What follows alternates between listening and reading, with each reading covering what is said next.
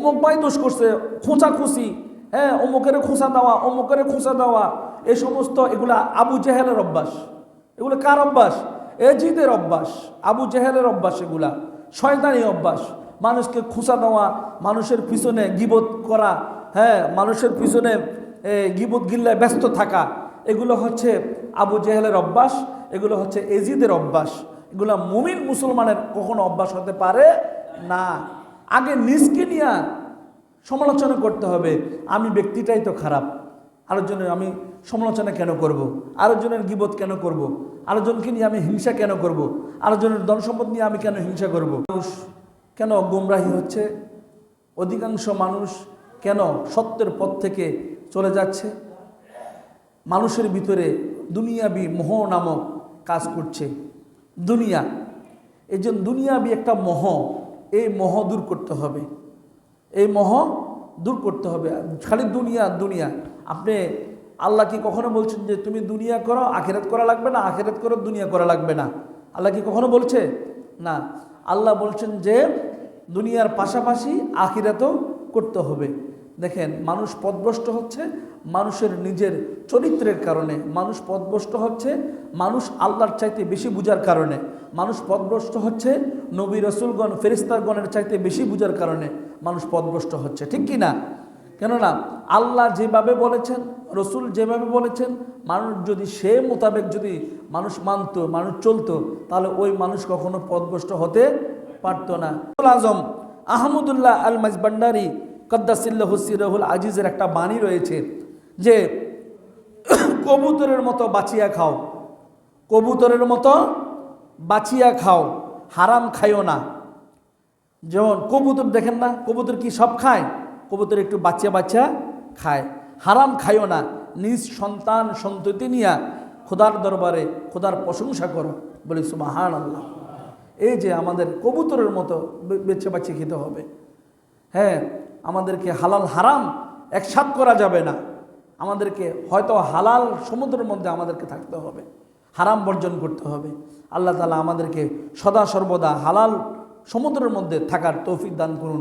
সকলে বলি আল্লাহুম্মা আমিন। যতদিন বেঁচে থাকবো একটু ভালো আমল করি, একটু নেকের কাজ করি, একটু মানুষের উপকার করি, কিন্তু অপকার যাতে আমরা না করি, এদিকে আমাদের সকলকে খেয়াল রাখতে হবে। আমরা যতদিন বাঁচবো উপকার করব, কিন্তু মানুষের অপকার করব না, মানুষের ক্ষতি করব না, মানুষকে ঠকাইয়া নিজে জিতার চেষ্টা করব না। ফজনে নিজে ঠকবো, ফজনে নিজেই ঠকবো, আরেকজনকে ঠকাবো না। হ্যাঁ, আমি যদি আপনাকে ঠকাই, আল্লাহ তাআলা দরবার থেকে আমি বঞ্চিত হব, রহমত থেকে। কথাটা কি বুঝা আসছে? আল্লাহ তাআলা আমাদের সেই বুঝ মোতাবেক চলার তৌফিক দান করুন। সকলে বলি আল্লাহ। الناس كلوا مما في الأرض حلالا طيبا ولا تتبعوا خطوات الشيطان إنه لكم عدو مبين। আল্লাহ বলেন, ইয়া আইয়ুহান নাস, হে মানব জাতি, কুলু মিম্মা ফিল আরদি হালালান তাইয়্যিবা, পবিত্র তোমরা জমিনে যা পুত পবিত্র হালাল রয়েছে তা আহার করো, তা তোমরা ভক্ষণ করো। ওয়ালা তাত্তাবিউ খুতুওয়াতিশ শাইতানি, শয়তান, এবং তোমরা শয়তানের পদাঙ্ক অনুসরণ করো না। ইন্নাহু লাকুম আদুউন মুবিন, নিশ্চয় শয়তান প্রকাশ্য দুশমন। বলি নাউযুবিল্লাহ। শয়তান প্রকাশ্য দুশমন। ইয়া আইয়ুহান নাস, রিজিক তলব করার ব্যাপারে আল্লাহ রাব্বুল আলামিন মানুষদের প্রতি আহ্বান করেছেন, তারপর আহ্বান করেছেন মুমিনগণের প্রতি, তারপর আহ্বান করেছেন রাসূলগণের প্রতি। আল্লাহ বলেন, ইয়া আইয়ুহান নাসু কুলু মিম্মা ফিল আরদি হালালান তাইয়্যিবান, হে মানব জাতি, তোমরা জমিনে যা পুত পবিত্র হালাল রয়েছে তা আহার করো। এখন আল্লাহ বলেন যে তোমরা জমিনে যা রয়েছে সমস্ত পুত পবিত্র যা কিছু রয়েছে সব কিছু তোমরা হালাল রয়েছে তা তোমরা কি করো, ভক্ষণ করো। এখন যেমন শস্য শ্যামল, ধান, হ্যাঁ, গম, তারপর যাবতীয় খাদ্য জাতীয় অনেক কিছু আছে না, এই সমস্তগুলো কিছু এগুলো কি করতে হবে, হালাল উপায়ে আমাদেরকে আহার করতে হবে, হালালভাবে। একটা গাছের ফল হইল ফল, সেটা হালালভাবে নিতে হবে।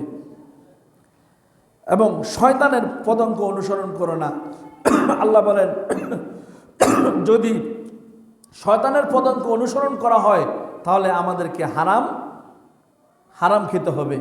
কেননা শয়তান সদা সর্বদা মুমিনদেরকে ধোঁকা দেওয়ার জন্য কি করে, চেষ্টা করে। তো আল্লাহ রাব্বুল আলামিন শয়তানের পদাঙ্ক থেকে আল্লাহ আমাদের অনুসরণ করা থেকে আল্লাহ হেফাজত করুক বলি আল্লাহুম্মা আমিন। পেয়ারা হাজিরিন, আল্লাহ তাআলা বলেন ইয়া আইয়ুহাল্লাযীনা আমানু কুলু মিন তাইয়্যিবাতি মা রাযাকনাকুম, হে মুমিনগণ তোমরা আমার প্রদত্ত পবিত্র বস্তুগুলো আহার করো। আল্লাহ একবার বলেন মানুষের প্রতি, আরেকবার বললেন মুমিনগণের প্রতি। হে মুমিনগণ তোমরা আমার প্রদত্ত পবিত্র বস্তুগুলো কি করো, আহার করো। আল্লাহর প্রদত্ত বস্তু অনেক নিয়ামত আল্লাহ তাআলা পৃথিবীর মধ্যে দান করেছেন। সেই নিয়ামত রাজিগুলো আমাদের সকলকে হালাল উপায়ে অন্বেষণ করতে হবে, হালাল উপায়ে আমাদেরকে জোগাড় করতে হবে, ঠিক কি না? আল্লাহ বলেন ইয়া আইয়ুহার রাসূলু কুলু মিন তাইয়্যিবাতিন ওয়া আমালু সালিহান। আল্লাহ বলেন হে রাসূলগণ আপনারা পবিত্র বস্তু হতে আহার করুন, আপনারা পবিত্র বস্তু হতে আহার করুন এবং ওয়া আমালু সালিহান, এবং সৎকর্ম করুন। ইন্নী বিমা তা'মালুনা আলিম, আপনারা যা করেন আমি সে বিষয় সম্পর্কে অবহিত বলি সুবহানাল্লাহ। দেখেন রাসূলকে আল্লাহ তাআলা বলেছেন যে আপনারা পবিত্র বস্তু হতে আহার করুন। এই কথা আল্লাহ যেমন মানুষকে বলেছেন, তেমন মুমিনকে বলেছেন, তেমন রাসূলগণকেও বলেছেন। তো আল্লাহ এই কথা বারংবার বলার পিছনে কারণ আছে যে আপনি যে জান্নাত নামক একটি স্থানের মধ্যে আপনি অবস্থান করবেন, ওই জান্নাতের মধ্যে অবস্থান করতে হলে তো আপনি আগে হালাল খেতে হবে, আগে কি হালাল রুজি উপার্জন করতে হবে। হালাল রুজি উপার্জন করার মাধ্যমে আপনাকে আল্লাহর ইয়াদগারি করতে হবে, আল্লাহর স্মরণ করতে হবে, আল্লাহর জিকির করতে হবে। কিন্তু রিজিকটা যে আমার পেটের মধ্যে আসবে, ওই রিজিকটা আমি খেয়ে হ্যাঁ আমি সুন্দর মতো আমি জিকির করতে পারি কি না, এটা হলো ব্যাপার। মূল হচ্ছে হালাল রিজিক, মূল হচ্ছে কি হালাল রিজিক। এখন হালাল রিজিক আপনি কিভাবে তলব করবেন? আল্লাহ আপনাকে দুইটি সাইড দিয়েছে, একটি নেগেটিভ একটি পজিটিভ। একটি নেগেটিভ আর একটি হচ্ছে পজিটিভ চিন্তা। নেগেটিভ চিন্তাও দিছে, আবার পজিটিভ চিন্তাও দিছে। তাহলে আপনার স্মরণ শক্তি, আপনার আল্লাহ তাআলা যে আপনাকে স্মরণ শক্তি দান করেছে, আল্লাহ তাআলা যে আপনাকে হুঁশ দান করেছে, সে হুঁশকে আপনি কতটুকু ভালো পর্যায়ে আপনি ব্যবহার করেছেন এর হিসাবও আল্লাহ দরবারে দিতে হবে। এই জন্য আমাদের সকলকে হুঁশ খরচ করে আমাদেরকে হালাল রুজি অন্বেষণ করতে হবে, যাতে আমার এই হালাল রিজিকের মধ্যে এক জররা পরিমাণ কোনো হারাম সম্পদ আমার এই হালালের মধ্যে যাতে মিশ্রিত না হয়, এই দিকে আমাদের সকলকে খেয়াল রাখতে হবে। আল্লাহ তাআলা আমাদের সকলকে হালাল উপায়ে রিজিক অন্বেষণ করার তৌফিক দান করুন বলি আমিন। আল্লাহ রসুল সাল্লাল্লাহু আলাইহি সাল্লাম ইরশাদ করেছেন, ক্বালা রাসূলুল্লাহি সাল্লাল্লাহু আলাইহি সাল্লাম তলাবু কাসবিল হালালি ফরিদাতুন মা'আদাল ফরিদা। হালালভাবে রিজিক তালাশ করা ফরজ, কার্যসমূহের মধ্যে একটি ফরজ বলি সুবহানাল্লাহ। হালাল রিজিক উপার্জন করার মধ্য থেকে একটি ফরজ হচ্ছে কি হালাল রুজি উপার্জন করা। মানুষকে ঠকাইয়া নিজে জিততা, হ্যাঁ মানুষের সম্পদ আপনার লুণ্ঠন করবেন। আপনি যদি মনে করেন যে আল্লাহর চোখ কানা, হ্যাঁ এটা ভুল। আপনি যদি মনে করেন আল্লাহ কিছু দেখে না, হ্যাঁ আমি দেখি আল্লাহ দেখে না, তাহলে আপনি ভুলের মধ্যে আছেন। আপনি ভুলের মধ্যে কি আছেন? না, আল্লাহ তো আমার সাথে। যে আল্লাহ আমার সাথে আছে সে আল্লাহ কি কানা হইতে পারে? হ্যাঁ হ্যাঁ, আমাদের দেশে কিছু কিছু মানুষ আল্লাহকে কানা ভাবে। কিভাবে কানা ভাবে? যে যে আমি তো সব, আমার আল্লাহ তো আমাকে দেখে না। ধরো চুরি করলে কি হবে, ডাকাতি করলে কি হবে, আল্লাহ কি দেখেনি? আল্লাহ কি দেখেনি? ডাকাতি করলে কি হবে, মানুষ হত্যা করলে কি হবে, আল্লাহ তো দেখে না। ধরো মাইরে লই, সে যে কত বড় কলুর বলদ, তার সাথে যে আল্লাহ বিরাজমান সে নিজেও কি কল্পনা করতে পারে না। কল্পনা কখন হবে? যখন আপনার থেকে রূহকে আলাদা করা হবে, যখন দেহ থেকে রূহকে কি করা হবে? পৃথক করা হবে। এর আগে, মৃত্যুর 40 দিন আগে আপনাকে সব দেখানো হবে, আপনার আমলনামা, আপনি কি করেছেন, কি ভালো কাজ করলেন, কি খারাপ করলেন, হ্যাঁ, সব কিছু দেখানোর পর তারপর আপনার জান কবজ করা হবে। আপনার আল্লাহর সাথে আপনার জেরা করতে হবে, আপনি কি ভালো করছেন, কি ভালো আমল করছেন, কি খারাপ করছেন। এটা আল্লাহ করবেন, আপনাকে এক্সপেরিমেন্ট করবে না? ওই পরীক্ষার মধ্যে আপনি কতটুকু উত্তীর্ণ হয়েছেন সেটা আল্লাহ দেখবে না?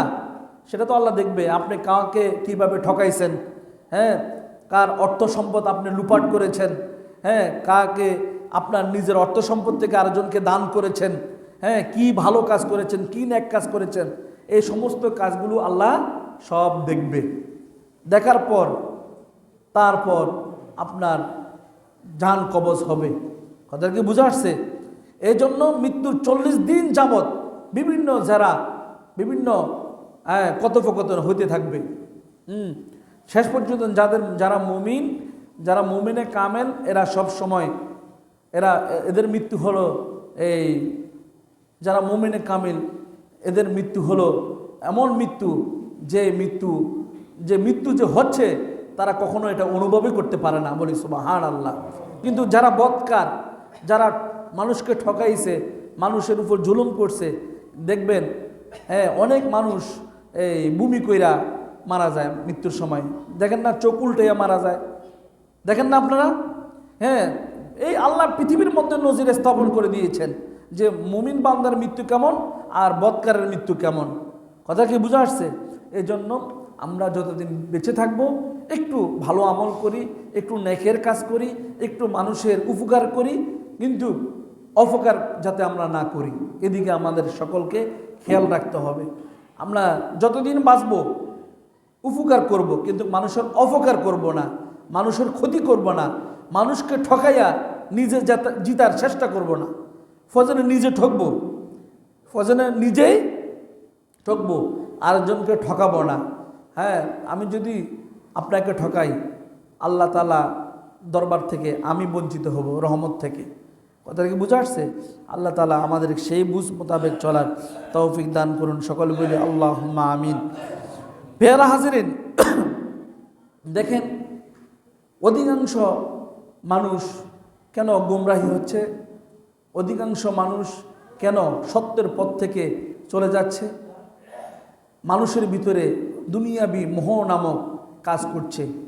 দুনিয়া, এই জন্য দুনিয়াবি একটা মোহ, এই মোহ দূর করতে হবে, এই মোহ দূর করতে হবে। খালি দুনিয়া দুনিয়া। আপনি আল্লাহ কি কখনো বলছেন যে তুমি দুনিয়া করো, আখিরাত করা লাগবে না, আখিরাত করো, দুনিয়া করা লাগবে না? আল্লাহ কি কখনো বলছে? না। আল্লাহ বলছেন যে দুনিয়ার পাশাপাশি আখিরাতও করতে হবে। দেখেন, মানুষ পথভ্রষ্ট হচ্ছে মানুষের নিজের চরিত্রের কারণে, মানুষ পথভ্রষ্ট হচ্ছে মানুষ আল্লাহর চাইতে বেশি বুঝার কারণে, মানুষ পথভ্রষ্ট হচ্ছে নবী রসুলগণ ফেরেশতাগণের চাইতে বেশি বুঝার কারণে মানুষ পথভ্রষ্ট হচ্ছে। ঠিক কি না? কেননা আল্লাহ যেভাবে বলেছেন, রসুল যেভাবে বলেছেন, মানুষ যদি সে মোতাবেক যদি মানুষ মানত, মানুষ চলতো, তাহলে ওই মানুষ কখনো পথভ্রষ্ট হতে পারতো না। এক ভাই বলে দাঁড়াইয়া কেন মিলাদ পড়ে, আরেক ভাই বলে বসে কেন মিলাদ পড়ে, হ্যাঁ, আরেক ভাই বলে কবর জিয়ারত করে, আরেক ভাই বলে না কবর জিয়ারত করা যাবে না।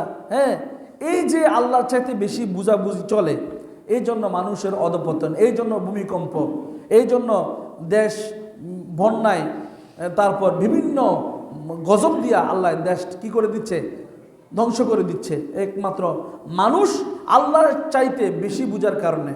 আল্লাহ বলেন ফাবিআইয়ি আলাই রাব্বিকুমা তুকাজ্জিবান, তুমি আমার কোন কোন নিয়ামতের অস্বীকার করবা? আমি এত নিয়ামত দান করেছি একমাত্র আমার উপাসনা করার জন্য, রিজিক উপার্জন করার মাধ্যমে, হালাল রিজিক উপার্জন করার মাধ্যমে আমার ইয়াদগারি করার জন্য আমি এই পৃথিবীর মধ্যে মানুষকে সৃষ্টি করেছি এবং আমাকে ডাকার জন্য। তা কিভাবে? হালাল রুজি উপার্জন করার মাধ্যমে। বলি সুবহানাল্লাহ।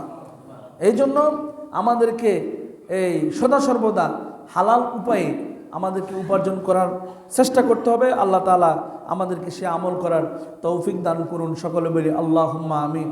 পেয়ারা হাজিরিন, হাতি কখনো নিজের শরীর নিজে দেখে না। হাতি কি নিজের শরীর নিজে দেখে? কখনো হাতি নিজের শরীর নিজে দেখে না। আরেক ভাই দোষ করছে, দৌড়ো, হ্যাঁ দোষ পরিষ্কার করার আমার সময় নাই, আগে আমি যে দোষ করছি সেই দোষ পরিষ্কার করি আল্লাহর দরবারে গিয়া। অমুক ভাই দোষ করছে, খোঁচাখুচি, হ্যাঁ অমুকের খোঁচা দেওয়া, অমুকের খোঁচা দেওয়া, এই সমস্ত এগুলা আবু জেহেলের অভ্যাস। এগুলো কার অভ্যাস? এজিদের অভ্যাস, আবু জেহেলের অভ্যাস। এগুলা শয়তানি অভ্যাস। মানুষকে খোঁচা দেওয়া, মানুষের পিছনে গীবত করা, হ্যাঁ মানুষের পিছনে গীবত গিল্লায় ব্যস্ত থাকা, এগুলো হচ্ছে আবু জেহেলের অভ্যাস, এগুলো হচ্ছে এজিদের অভ্যাস। এগুলো মুমিন মুসলমানের কখনো অভ্যাস হতে পারে না। আগে নিজকে নিয়ে সমালোচনা করতে হবে। আমি ব্যক্তিটাই তো খারাপ, আরেকজনের আমি সমালোচনা কেন করব? আরেকজনের গীবত কেন করব? আরেকজনকে নিয়ে আমি হিংসা কেন করব? আরেকজনের ধন সম্পদ নিয়ে আমি কেন হিংসা করব? আরেকজনের এই বিভিন্ন তার আভিজাত্য, তার সাংসারিক বিষয় নিয়ে কেন আমি হিংসা করব? আমাকে নিয়ে আমার হিংসা করতে হবে। আসলে আমি কতটুকু আল্লাহর দরবারে ভালো হতে পেরেছি, আমি আল্লাহর দরবারে আমি কতটুকু ভালো, সেটা আগে নিজের বিচার নিজে করতে হবে। আমি কতটুকু ভালো আল্লাহর কাছে, আল্লাহর কাছে আমি কীরকম ভালো, এটা আগে দেখতে হবে। মানুষের এই যে মানুষ কেন অধপতন হচ্ছে? আমরা ইবাদত বন্দেগী করি না, আমরা শুধু পরচর্চা করি, ছিদ্রান্বেষী, আত্মসংলাপ, আত্মচর্চা আমাদের নাই। হ্যাঁ আমরা সবসময় মানুষের দোষ নিয়ে ঘুরে বেড়াই, এগুলো ঠিক না। আমরা সব সময় নিজেকে দোষী করতে হবে যে আসলে আমিই দোষী, আমি কি দোষী। নিজকে সবসময় আল্লাহর দরবারে আসামি হিসেবে উপস্থাপন করবেন। হে আল্লাহ, আমি আপনার দরবারে আমি আসামি, আমি অনেক দোষ করছি, আল্লাহ আমার গুনাহ মাফ করুন, আমার পাড়া প্রতিবেশীর গুনাহ মাফ করুন, সঙ্গে সঙ্গে আমার গুনাহ আল্লাহ মাফ করুন। এভাবেই তো আল্লাহর কাছে চাইতে হবে। নিজের সুনাম পরের দুর্নাম, নিজের সুনাম পরের দুর্নাম, সারা পৃথিবীটা ধ্বংস হয়ে যাচ্ছে এই কারণে, শুধু নিজের সুনাম আর পরের দুর্নাম। আল্লাহ তাআলা আমাদেরকে মানুষের ভালো গুণাগুণ নিয়ে আলোচনা করার তৌফিক দান করুন, বলি আমিন। সবসময় মানুষের দুইটা গুণ থাকে, একটি ভালো গুণ আর একটি খারাপ গুণ। তার ভালো গুণগুলো নিয়ে চর্চা করবেন, তার খারাপ গুণ নিয়ে চর্চা করবেন না। তার ভালো গুণ নিয়ে যখন আপনি চর্চা করবেন, আল্লাহ রাব্বুল আলামিন তার এই ভালো গুণের চর্চার কারণে সে যতগুলো ভালো আমল করেছে সমস্ত ভালো আমলের নেকের এক ভাগ আপনার আমলে আল্লাহ দান করবেন, বলি সুবহানাল্লাহ। এজন্য ভালো আমরা মানুষের ভালো সাইডগুলো নিয়ে চর্চা করব। আল্লাহ তাআলা আমাদেরকে এই আমলগুলো করার তৌফিক দান করুন, সকলে বলি আল্লাহুম্মা আমিন। পেয়ারা হাজির, শুরুতে কি বললাম যে হালাল খাও, আল্লাহ আল্লাহ জিকির করো। হ্যাঁ যেমন এই হালাল ব্যাপারে হযরত গৌসুল আজম আহমদুল্লাহ আল মাজবান্ডারি কদ্দাসিল্লাহু সিরহুল আজিজের একটা বাণী রয়েছে যে কবুতরের মতো বাঁচিয়া খাও, কবুতরের মতো বাঁচিয়া খাও, হারাম খাইও না। যেমন কবুতর দেখেন না, কবুতর কি সব খায়? কবুতর একটু বাচ্চা বাচ্চা খায়। হারাম খাইও না, নিজ সন্তান সন্ততি নিয়া খোদার দরবারে খোদার প্রশংসা করো, বলি সুবহানাল্লাহ। এই যে আমাদের কবুতরের মতো বেছে বাচ্চা খেতে হবে। হ্যাঁ আমাদেরকে হালাল হারাম একসাথ করা যাবে না। আমাদেরকে হয়তো হালাল সমুদ্রের মধ্যে আমাদেরকে থাকতে হবে, হারাম বর্জন করতে হবে। আল্লাহ তাআলা আমাদেরকে সদা সর্বদা হালাল সমুদ্রের মধ্যে থাকার তৌফিক দান করুন, সকলে বলি আল্লাহুম্মা আমিন।